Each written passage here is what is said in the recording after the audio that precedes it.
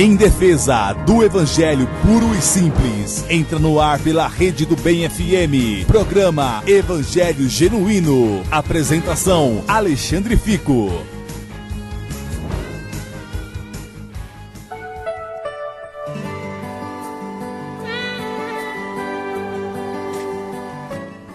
Uma boa tarde na graça e na paz de nosso Senhor e Salvador Jesus Cristo.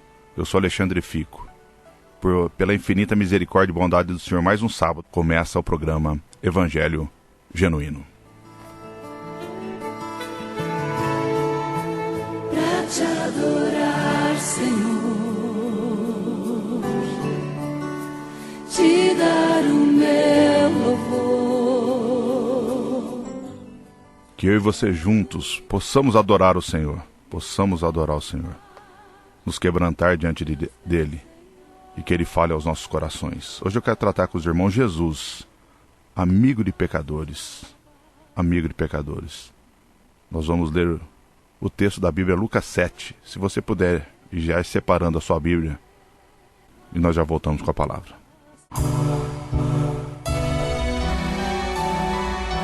No programa Evangelho Genuíno, momento da palavra.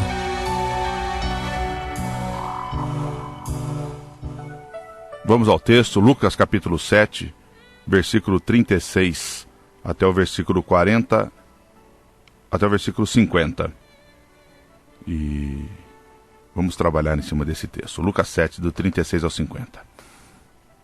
Versículo 36. Convidou um dos fariseus para que fosse jantar com ele. Jesus, entrando na casa do fariseu, tomou lugar à mesa. E eis que uma mulher da cidade, pecadora, sabendo que ele estava à mesa na casa do fariseu, levou um vaso de alabastro com unguento. E, estando por detrás aos seus pés, chorando, regava-os com suas lágrimas, e os enxugava com os próprios cabelos, e beijava-lhe os pés, e os ungia com unguento. Ao ver isto, o fariseu, que o convidara, disse consigo mesmo: se este fora profeta, bem saberia qual é a mulher que lhe tocou, porque é pecadora. Dirigiu-se Jesus ao fariseu e lhe disse: Simão, uma coisa tenho a dizer-te. Ele respondeu: dize-a, mestre. Certo credor tinha 2 devedores. Um lhe devia 500 denários e outro 50. Não tendo nenhum dos 2 com que pagar, perdoou-lhes a ambos. Qual deles, portanto, o amará mais? Respondeu-lhe Simão: suponho que aquele a quem mais perdoou. Replicou-lhe: julgaste bem. E voltando-se para a mulher, disse a Simão: vês esta mulher? Entrei em tua casa, e não me deste água para os pés. Esta, porém, regou os meus pés com lágrimas e os enxugou com seus cabelos. Não me deste ósculo, quer dizer, um beijo. Ela, entretanto, desde que entrei, não cessa de me beijar aos pés. Não me ungiste a cabeça com óleo, mas esta, com bálsamo, ungiu os meus pés. Por isso te digo, perdoados-lhes são os seus muitos pecados, porque ela muito amou. Mas aquele a quem pouco se perdoa, pouco ama. Então disse a mulher: perdoados são os teus pecados. Os que estavam com ele à mesa começaram a dizer entre si: quem é este que até perdoa pecados? Mas Jesus disse à mulher: a tua fé te salvou. Vai-te em paz. Meus irmãos, nós sabemos que Jesus, ele era amigo de pecadores, de publicanos e pecadores, que nem diz Mateus 11:19, que diz: veio o Filho do Homem, amigo de publicanos e pecadores. E nós temos que entender mais ou menos rápido, para nós corrermos com a palavra, quem era, por exemplo, os fariseus. Existiam duas seitas, vamos dizer assim, os saduceus e os fariseus, né? Então são personagens que a Bíblia menciona ele com uma grande frequência, né? Especialmente no Novo Testamento. Nós sabemos que os saduceus estavam mais preocupados com a política do que com a religião. Não dá tempo de nós entrarmos em detalhe disso. E os fariseus, em contraste com os saduceus, eram em sua maioria empresários de classe média. Hoje nós vemos no meio gospel essa junção entre fariseus e saduceus, né? Muitos preocupados com a política e muitos preocupados com o negócio. E isso, né, eles tinham um contato permanente, né? Um contato constante com o homem comum. Então os fariseus eram muito mais estimados pelo homem comum do que os saduceus. Da mesma forma hoje, porque a política hoje no país ela está bem complicada, então as pessoas rejeitam, principalmente no contexto religioso. E apesar de serem uma minoria no Sinédrio, eles pareciam controlar o processo de decisão do Sinédrio, muito mais do que os saduceus, porque eles tinham o apoio do povo, obviamente, né? Então, esses eram os fariseus, eram as pessoas que controlavam a religião na época. E foi na casa de um desses que Jesus foi. Então nós lemos nessa história em Lucas 7, que esse fariseu chamado Simão, que convida Jesus à sua casa para uma refeição. Esse homem, esse devoto homem religioso, ele também convida outras pessoas, parece ser um seleto de grupo de líderes religiosos, da mesma maneira que ele, para se sentarem à mesa com ele. Penso eu que esses convidados fossem também fariseus, penso eu. E era claramente uma reunião muito, talvez discutindo sobre teologia, uma reunião religiosa. Então Simão e seus companheiros, os fariseus, observavam e guardavam a lei, davam os dízimos sistematicamente, e iam à casa de Deus, iam ao templo, né, que era a casa de Deus, todos os dias. Não mudou muito hoje. Eram cuidadosamente retos a seus próprios olhos e se imaginavam ser os homens mais santos de sua geração. Meu questionamento é: por que um fariseu convidaria Jesus para jantar? E ainda pior, por que convidaria junto outros homens da religião para comerem com ele? Talvez uma razão bem provável para o convite seria que Simão e seus amigos queriam tirar à prova se Jesus era profeta mesmo. Se era um profeta de verdade ou um mentiroso, um embusteiro, que, diga-se de passagem, é o que eles achavam. E a passagem deixa claro que Simão conhecia a reputação que Jesus tinha como profeta. Se você vê Lucas, no texto que nós estamos tratando, no versículo 39, na parte B, ele diz: se este fora profeta, bem saberia que quem é qual e qual é a mulher que lhe tocou, porque é pecadora. Então, o próprio Simão está falando que Jesus tem uma reputação de profeta. E naquela cultura, para nós entendermos, era de costume saudar todo convidado com uma bacia de água e um pano para lavar o pó dos pés do visitante, daquela visita que estaria ali. Porque nós sabemos, né, meus irmãos, que naquela época não se havia rua pavimentada, nada. Então os pés das pessoas estavam sempre empoeirados de suas viagens. Então o convidado também era saudado com um beijo de cada lado do rosto. E depois recebia um unguento oleoso para passar nos cabelos, pois através da viagem, geralmente, sempre estariam com a necessidade de uma hidratação. Então, ao vermos essa passagem, ao ler essa passagem e examiná-la, parece que Simão havia dado um jeitinho, arranjado um jeito de que os outros convidados se assentariam antes de Jesus chegar. E todos tiveram o tratamento como de costume, a tradição deles. Por quê? Porque, afinal de contas, né, nenhum fariseu queria ter a reputação de não ser hospitaleiro dentre os companheiros. Da mesma forma hoje, da mesma forma quando nós vamos receber talvez o pastor em casa, nós preparemos todo o ambiente para recebê-lo, o pastor ou o irmão religioso que vai chegar na nossa casa. E nós queremos receber essas pessoas bem. Mas nós vemos e lemos que a passagem deixa evidente que Jesus não recebeu tal hospitalidade. Os companheiros religiosos receberam, mas Jesus não recebeu a tal hospitalidade. Nos parece muito familiar essa história. A única coisa que recebeu quando chegou foi condescendência, Não houve água para lavar a poeira dos seus pés, nem beijo de cortesia na face, nem unguento para a cabeça, que nem nós vemos nos versículos 44 a 46. Em vez disso, foi levado a uma mesa reclinada, como um visitante menor, e teve de se reclinar em meio aos demais com os pés ainda empoeirados.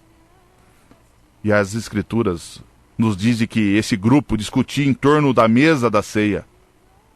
E nós podemos até imaginar o que eles estavam discutindo. Nós podemos até achar que tinha a ver alguma coisa com teologia, com a religião. Os fariseus se especializavam nesse assunto e haviam tentado pegar Jesus em outras ocasiões com perguntas fantasiosas. E nós, da mesma maneira, hoje tentamos pegar Jesus de maneira fantasiosas. Por exemplo, a maior discussão que você vê muitas vezes entre os jovens é: eu posso fazer tatuagem ou não? E se você questiona alguma coisa, mas onde está na Bíblia que eu não posso fazer? Está tentando pegar com conversas, com perguntas fantasiosas. Está no mesmo lugar que diz que pode. Né? Onde está que você não pode, está no mesmo lugar que diz que você pode. Mas Cristo sabia o que estava no coração destes homens, e isso logo ficou claro. Nós lemos que uma mulher das ruas, pecadora, quebrou a cena.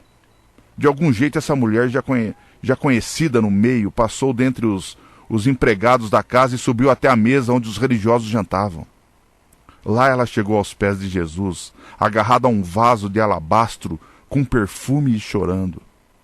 Simão e seus amigos devem ter ficado muito, muito abalados, que não conseguiram tomar nenhuma atitude. Na verdade, penso eu, que ficaram paralisados e em choque com a atitude daquela mulher. Eles reconheceram a mulher como sendo uma grande pecadora na cidade. Ela podia até ter sido uma prostituta, não importa. Eu posso imaginar o que esses religiosos começaram a pensar. Que coisa embaraçosa, uma pecadora destas invadindo a reunião de Jesus, entre aspas. Estávamos conversando aqui sobre teologia e de repente essa mulher de rua irrompe desse jeito. A mulher pecadora se ajoelha, envolve os pés empoeirados de Jesus com as mãos e começa a banhá-los com suas lágrimas. Imagine a cena, meus irmãos. Os fariseus devem ter respirado fundo dizendo: o que é isso? Essa mulher deve estar de brincadeira. Como Jesus podia permitir que essa mulher o toque? É contra a lei ter contato com qualquer pessoa impura. Ele não deveria nem deixá-la tocar suas roupas. Mesmo assim, está permitindo que uma prostituta, vamos dizer assim, pegue os seus pés. Nesse momento ela faz algo impensável. Ela solta os cabelos. Nenhuma mulher judia decente faria um ato desses em público. Mas essa mulher, uma mulher de má reputação, usou os cabelos para deixar os pés de Jesus limpos. E finalmente ela abre o vaso de alabastro e derrama perfume sobre os pés de Cristo. Não vamos tratar o que é esse vaso de alabastro, irmão. Não tem a importância. Aí vocês entram na internet e vocês vejam o que é. Mas o vaso de alabastro é feito especialmente para guardar perfumes e unguento raros. Unguento de nardo puro, que foi usado para ungir Jesus, e era muito raro e muito caro. É só você lembrar da mulher que quebra o vaso, que derrama o óleo no corpo de Jesus, lá em Marcos 14, versículo 4 e 5. Né? Então, era algo de escandalizar. Mas voltando ao texto, no versículo 38, estando por detrás aos seus pés, chorando, regava-os com suas lágrimas, e os enxugava com os próprios cabelos, e beijava-lhe os pés, e os ungia com unguento. Os fariseus agora ficam indignados, pensando: que vergonha! Isso é erotismo. Jesus não pode ser profeta, não pode. Muito menos o Filho de Deus. Se ele fosse realmente enviado de Deus, saberia que essa mulher é má, e pararia essa exibição de carnalidade agora mesmo. Abrindo uma aspas nesse pensamento, os fariseus continuam pensando do mesmo modo. Chore aos pés de Cristo em um culto, e irão chamar você de sentimental e de carnal. Os fariseus continuam não aceitando um prostrar diante do Senhor, no sentido sentimental mesmo. No sentido dessa mulher, não só no sentido espiritual, mas no sentido de você estar com os seus sentimentos ao flor da pele, como um ser humano que você é. E na verdade as Escrituras dizem que foi exatamente isso que Simão pensou, no versículo 39.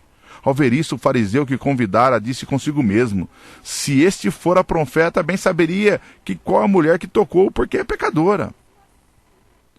Mas Jesus leu a mente do Simão e anunciou: Simão, uma coisa tenho a lhe dizer, no versículo 40. Ele respondeu: dize-a, mestre.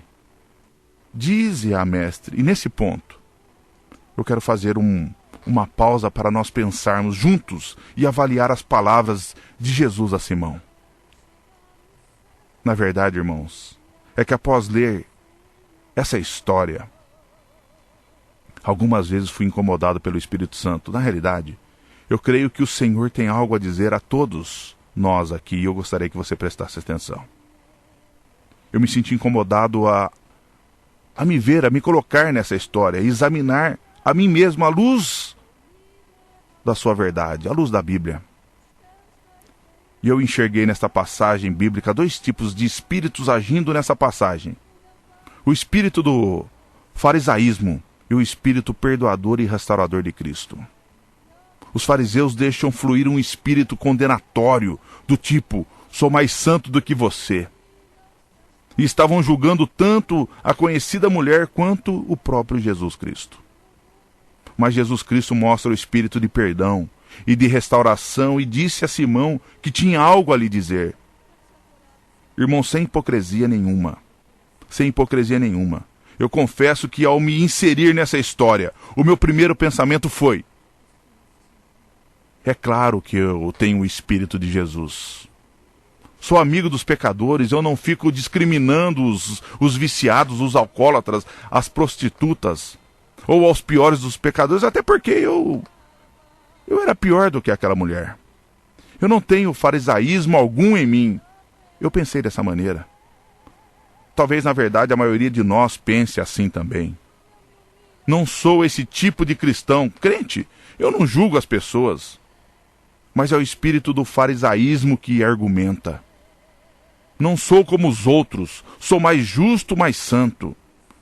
Às vezes a maioria de nós permite que a inveja, o ciúme ou a raiva ditem a nossa opinião sobre os outros.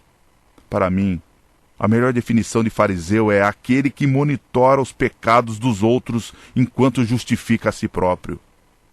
Jesus nos mostra, ele ilustra isso apontando para a oração do fariseu no templo. Lembra Lucas 18, de 11 a 12? Ó Deus, graças te dou porque não sou como os demais homens, roubadores, injustos e adúlteros. Jejuo 2 vezes por semana e dou o dízimo de tudo quanto ganho. Simplificando, meu irmão, o espírito farisaico diz: todos os demais estão no erro, por toda a volta. Vejo apenas pecado e pessoas fazendo concessões. Mas eu faço o que é certo. Sou um defensor da verdade. Então, o que Jesus tinha a dizer para Simão? O que Jesus tem a dizer para nós? E Cristo contou a Simão uma parábola sobre 2 homens que deviam dinheiro a um credor. Um lhe devia 500 denários e outro 50. Não tendo nenhum dos dois com que pagar, perdoou-lhes a ambos. Qual deles, portanto, o amará mais? Simão parece que entendeu a mensagem. O versículo seguinte diz, no 43, respondeu-lhe Simão: suponho que aquele a quem mais perdoou. Qual foi exatamente a mensagem de Cristo a esse fariseu? Resumindo, ele estava dizendo a Simão: é você que precisa de perdão. Veja, meu irmão, ou enxergue quando Jesus logo no início disse a ele: uma coisa tenho a dizer-te. Quis dizer, quero mostrar o que está em teu coração.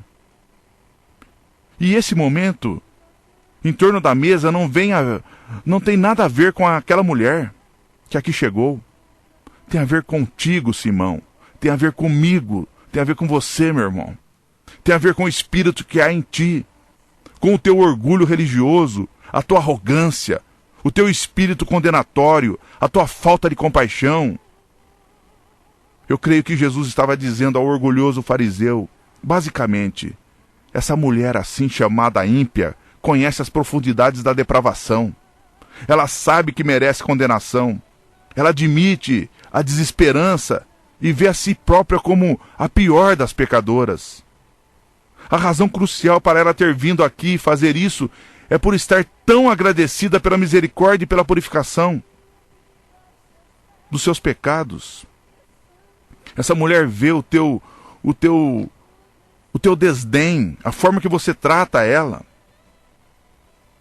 Veja isso, Simão, ela ouve os cochichos entre vocês todos e sente uma ira condenando-a que vem de vocês. Mas isso, por sua vez, ela não te julga. Ela te ama a despeito de tudo isso. Isso porque ela conhece do que foi perdoada. Ela é capaz de amar a todos por ter sido tão amada, apesar dos seus muitos pecados.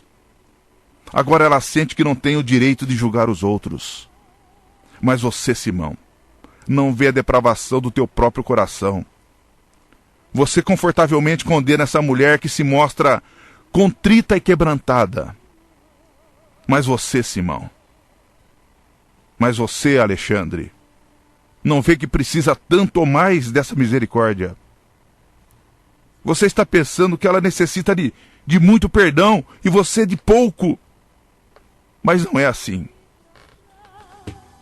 Vou me derramar aos teus pés, Senhor.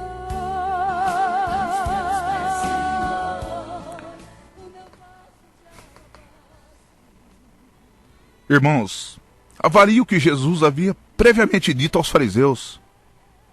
O que sai do homem, isso é o que o contamina. Porque de dentro do coração dos homens é que procedem os maus desígnios, a prostituição, os furtos, os homicídios, os adultérios, a avareza, as malícias, o dolo, a lascívia, a inveja, a blasfêmia, a soberba, a loucura. Ora, todos esses males vêm de dentro e contaminam o homem. Marcos 7, 20 e 23. O que está dentro do meu coração e do seu coração? Em meus poucos anos de convertido, eu vi tanta tolice, tanta coisa falsa, tanto mercantilismo do evangelho e falsas doutrinas. E sei que isso tudo fere o coração do Senhor. Jesus expulsou os cambistas em seus dias e mostrou o que era falso, mas reservou suas denúncias mais incisivas para o farisaísmo hipócrita. Os registros dos evangelhos me convencem de que não havia nada que Cristo odiasse mais do que um hipócrita à frente da religião. E a minha oração nessas últimas semanas tem sido para que o Senhor mostre o farisaísmo em meu próprio coração.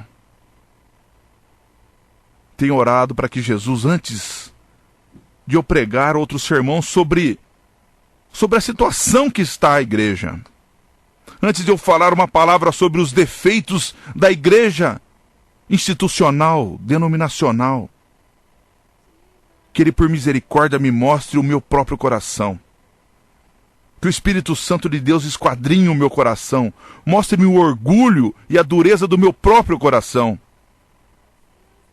Eu sei muito bem o que estou orando e pedindo a Deus. Sei muito bem.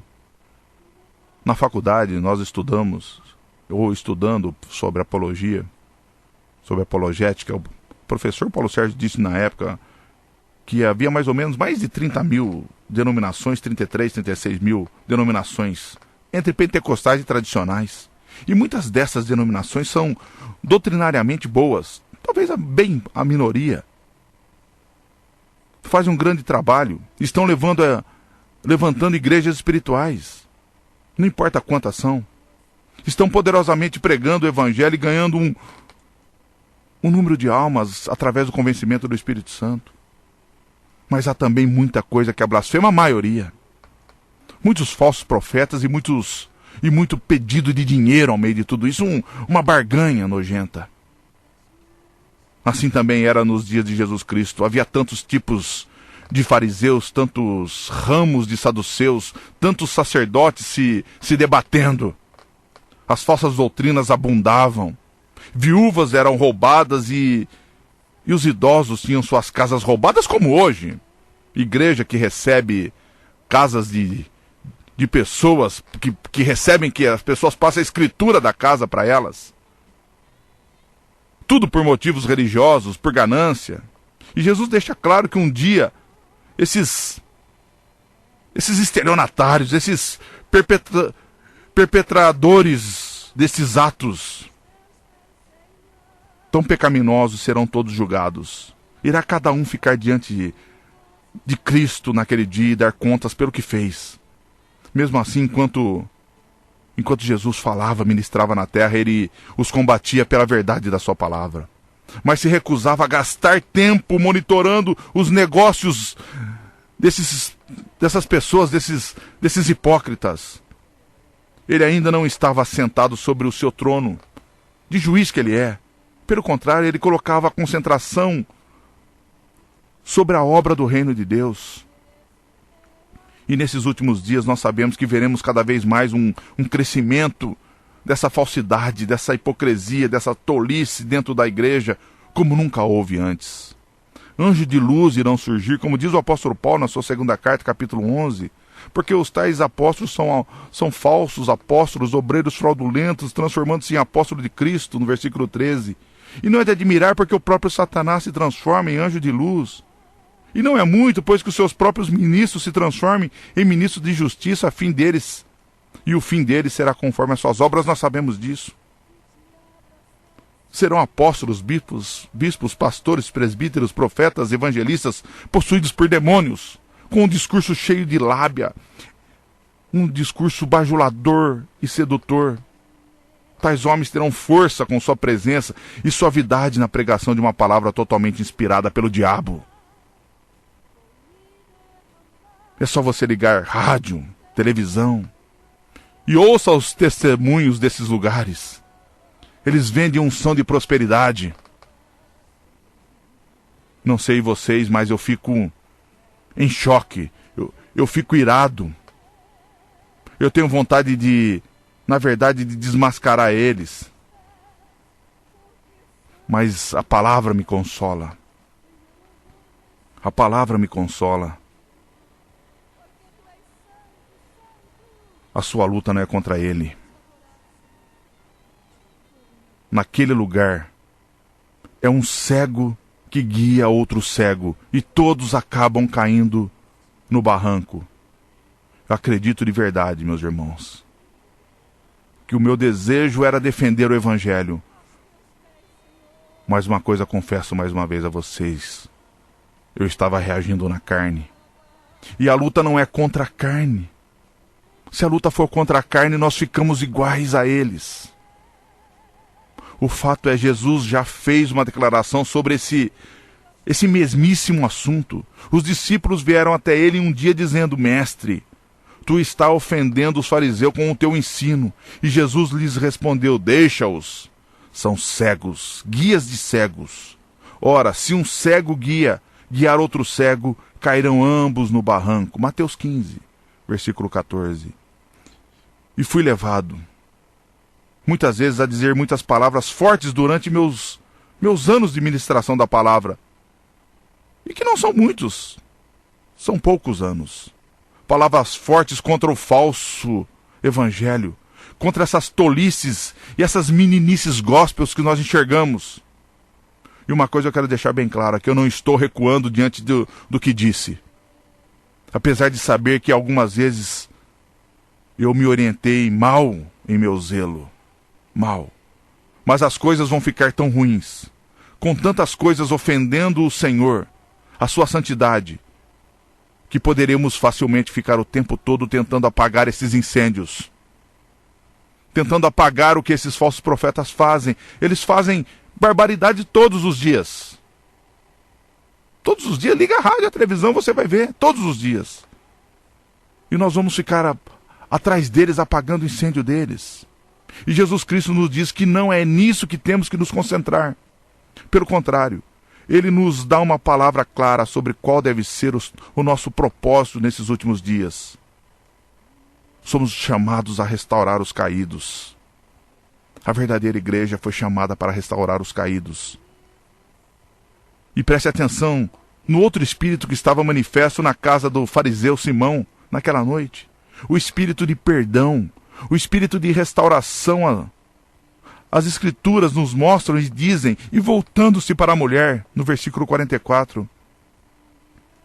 E aqui eu vejo Jesus mostrando onde o nosso foco deve estar. Não somente na falsa religião, não nos falsos mestres, mas nos pecadores. Combatemos o falso com o verdadeiro. Pregue a verdade e a mentira será ofendida. Porque Jesus os ofendia. Jesus falava contra o que eles acreditavam e pregavam. E cada palavra de Jesus os ofendiam muito. E cada vez que você entra nessa sinagoga de Satanás e prega o verdadeiro evangelho, você vai ofender eles. No versículo 47 até o 50. E desviando o olhar de Simão e seus convidados, Jesus se volta para a mulher e diz: por isso te digo, perdoados são seus muitos pecados, porque ela muito amou. Jesus estava revelando aqui por que ele veio para favorecer e restaurar os que caíram. Os sem amigos, os derrubados pelo pecado. Quando eu falei Jesus, amigo de pecadores, porque se você não tem amigo, Jesus é seu amigo. Jesus está chamando os caídos. Está nos dizendo hoje, esse é o ministério da igreja. Como diz a mim, lá em Ezequiel 3, vai na casa de Israel, vai na casa da religião e prega o evangelho da graça. Eles ficarão ofendidos pela verdade, mas pregue.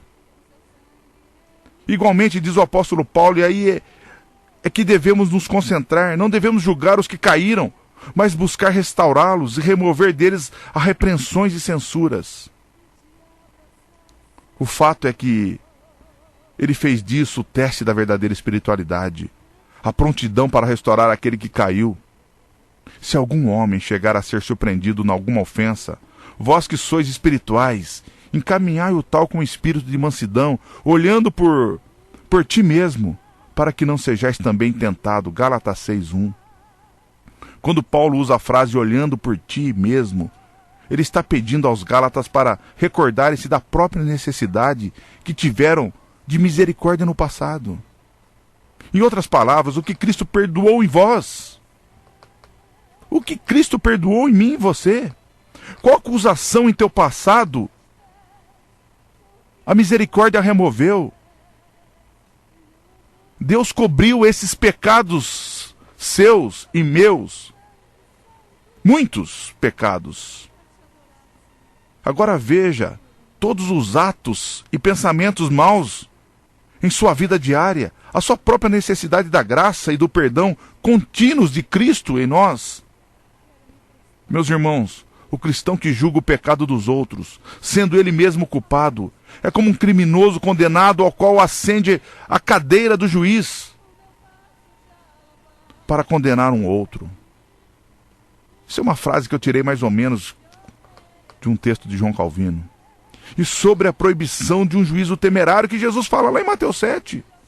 Não julgueis para que não sejais julgados, pois com o critério com que julgardes sereis julgados, e com a medida com que tiverdes medido, vos medirão também. Está falando de pecado, meu irmão. Porque vês tu argueiro no olho do teu irmão, porém não reparas na trave que está no teu próprio? Ou como dirás ao teu irmão, deixe-me tirar o argueiro do teu olho quando tens trave no teu, quando você também é um pecador? Hipócrita, tira a primeira trave do teu olho, então verás claramente para tirar o argueiro do olho do teu irmão. Você já foi aos pés de Cristo, reconhecendo ser um pecador? E daí a advertência de Paulo, olhando por ti mesmo, para que não sejas também tentado. No versículo 2 de Gálatas 6, Paulo então dá uma explicação rápida, acrescenta essa ilustração sobre o caminhar com Cristo. levai as cargas uns dos outros, e assim cumprireis a lei de Cristo. E qual é a lei de Cristo? O amor. Novo mandamento vos dou, que vos amei uns aos outros, assim como eu vos amei, que também vos ameis uns aos outros. João 13:34.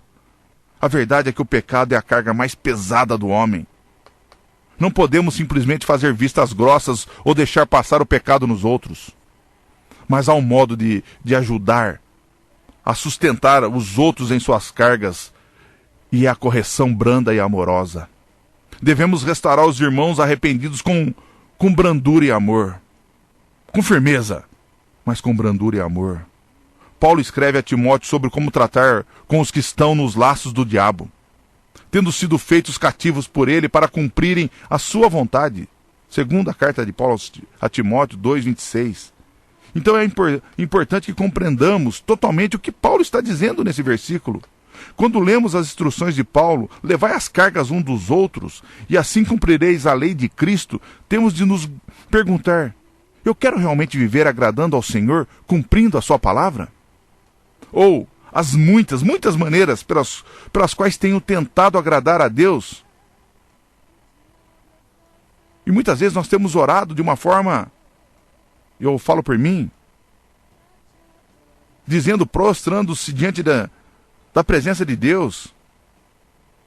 E você fala que eu chore, que eu me quebranta, que você se torne contrito, que o Espírito Santo desnude tudo aquilo que não agrada a Deus, que não deixe que ele nos permaneça na mornidão, que nós não sejamos infectados pela frieza dos dias de hoje, para que ele dê uma paixão pela palavra dele.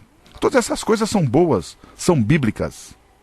E fazendo-as nos sentimos bem, pois estamos fazendo coisas que agradam a Deus, é verdade. Mas Paulo diz, eis que o Senhor mais quer de nós. Aqui está a palavra sobre como cumprir a lei de Cristo. Leve as cargas dos outros, restaure os que caíram. E eu não consigo tirar de mim essas palavras de Paulo. Elas me deixam perguntando, Senhor, como exatamente eu levo a carga de alguém? Como? Já está difícil de eu levar a minha, como eu vou levar do outro? Não dá para levar o pecado do outro, isso é obra unicamente de Cristo. Mas, Senhor, que o Senhor fale o que o Senhor deseja, que possamos ouvir o que o Senhor deseja. Qual que é a orientação do Senhor para nós? E a maneira que o Espírito Santo me mostra está em todo o meu orgulho, a minha inveja, todo o meu ciúme, o meu hábito de julgar os outros e o meu zelo enganoso pelas coisas de Deus. Devo pedir com todo o meu coração que o Senhor me dê o seu espírito de perdão, de contenção, de autodomínio, que o fruto do Espírito, como diz Gálatas 5:22, seja latente na minha vida, que é o amor, alegria, paz, longanimidade, benignidade, bondade, fidelidade, mansidão, domínio próprio, porque contra estas coisas não há lei. E os que já estão em Cristo foram crucificados a carne com as suas paixões e os seus desejos, suas concupiscências. Em resumo, devo buscar o Espírito que Jesus teve na casa de Simão. Quando temos esse Espírito em nós, isso age com uma força que atrai os que precisam da misericórdia de Deus. É o que atraiu aquela conhecida mulher ao Espírito de compaixão de Jesus. Sabemos ser obra do Espírito Santo ganhar e atrair os pecadores a Cristo. Mas por que o Espírito Santo enviaria para nós uma pessoa necessitada de perdão, se não temos o Espírito perdoador?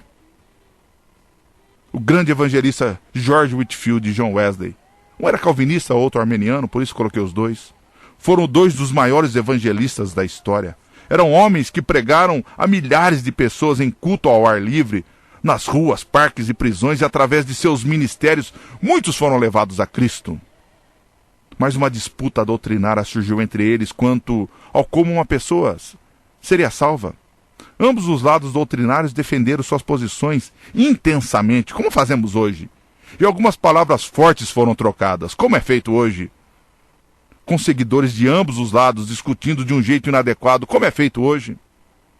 Um seguidor de Whitefield foi até ele um dia e perguntou: nós vamos ver John Wesley no céu? E ele, na verdade, estava perguntando como John Wesley pode ser salvo se prega um erro desses. Whitefield respondeu: não veremos John Wesley no céu. Ele estará tão nas alturas junto ao trono de Cristo, tão perto do Senhor, que não teremos capacidade de vê-lo. E Paulo chama esse tipo de espírito de alargamento do coração. É o que não vemos hoje. Brigas de ego sobre doutrinas humanas. Briga de egos. E ninguém reconhecendo a salvação na vida do outro, por incrível que pareça. E ele possui em si mesmo, ao escrever aos Coríntios, uma igreja na qual alguns o haviam acusado de dureza e desdenhado o seu ministério. Paulo lhes assegura: para vós outros, ó Coríntios, abrem-se os nossos lábios e alarga-se o nosso coração. Segunda carta de Paulo aos Coríntios 6:11. Quando Deus alarga o seu coração, subitamente tantos limites e barreiras são removidos. Você deixa de enxergar através de lentes estreitas. Pelo contrário, você se vê sendo dirigido pelo Espírito Santo aos que sofrem. E aos que sofrem são atraídos ao seu espírito de compaixão por meio de uma atração do Espírito Santo de Deus. Minha pergunta é: você possui suavidade de coração quando vê pessoas que sofrem? Quando vê um irmão, uma irmã que tropeçou no pecado, que está tendo problemas, que possa estar a caminho de um divórcio, você é tentado a lhe dizer no que está errado? Eles não precisam que alguém lhes diga isso, porque muitos, provavelmente, eles já o sabem. O que Paulo diz que tais pessoas que estão em sofrimento necessitam é serem restauradas em um espírito de mansidão, delicadeza e perdoador. Eles precisam de um encontro com o Espírito de Jesus. Eles precisam de um encontro com aquele Espírito que Jesus demonstrou na casa de Simão. Que seja este o clamor do meu e do seu coração para os dias do fim. Que Deus remova toda a estreiteza do nosso coração. Que nós possamos pedir um espírito de compaixão pelos que sofrem. Um espírito perdoador quando vemos alguém que caiu. Um espírito de restauração para afastar deles as acusações. Que possamos carregar esse exclusivismo do nosso coração e alargue a nossa capacidade de amar os nossos inimigos. Quando nos aproximarmos de alguém que esteja em pecado, que nós não julguemos ele de uma maneira condenatória. Pelo contrário, permita que as fontes de água que brotam em mim sejam um rio de amor. Que brota em você seja um rio de amor, amor divino para com eles. E que o amor que lhes é mostrado faça acender dentro deles o amor pelos outros. E não importa se você é Simão ou se você é a mulher. O que importa é se você vai quebrar o vaso de alabastro aos pés de Jesus.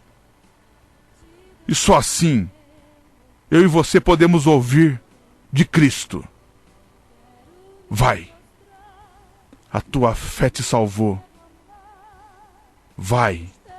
Vai-te em paz.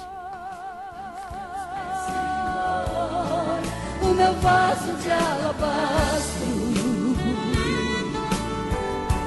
quero lhe oferecer. Senhor, nos dê esse coração, Senhor. Um coração perdoador. Que sejamos nós, Senhor, reconhecedor que somos pecadores. E não importa, Senhor, se estamos sendo frequentadores de templo, de igreja, ou não. Se reconhecemos a nossa santidade, porque um dia fizemos uma profissão de fé, porque lemos a Bíblia todos os dias, oramos. Ou se realmente, Senhor, homens e mulheres hoje, como aquela mulher, pecadores que hoje estão na prática do pecado, Não importa. O Senhor chama os dois ao arrependimento essa tarde. E nós quebramos o nosso vaso de alabastro diante de Ti, aos Teus pés. Reconhecendo as nossas fraquezas, as nossas necessidades. Reconhecendo como somos pecadores miseráveis, carentes desse Espírito reconciliador, dessa compaixão que vem de Ti e do Seu perdão. E ouvir a Sua voz, que diz: vai, a tua fé te salvou, vai-te em paz. E nessa tarde, eu falo a você, meu irmão e minha irmã, fica com essa paz que só encontramos em Cristo Jesus. Que Deus abençoe a sua tarde. O meu vaso de alabastro, quero lhe oferecer. Me humilho aos seus pés, porque santo tu és, em meu louvor receber. Sou pequeno e tão falho, não mereço teu amor, mas eu sei que mesmo assim o Senhor cuida de mim, um tão pobre pecador. Purifica as minhas vestes, com seu sangue remido, me ajude a ser fiel. Eu quero chegar no céu e te abraçar, Senhor, pra te adorar, Senhor.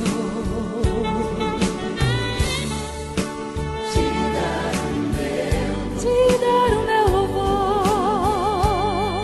Quero me prostrar, vou me derramar aos teus pés, Senhor, aos teus pés, Senhor. O meu vaso de alabastro, quero lhe oferecer.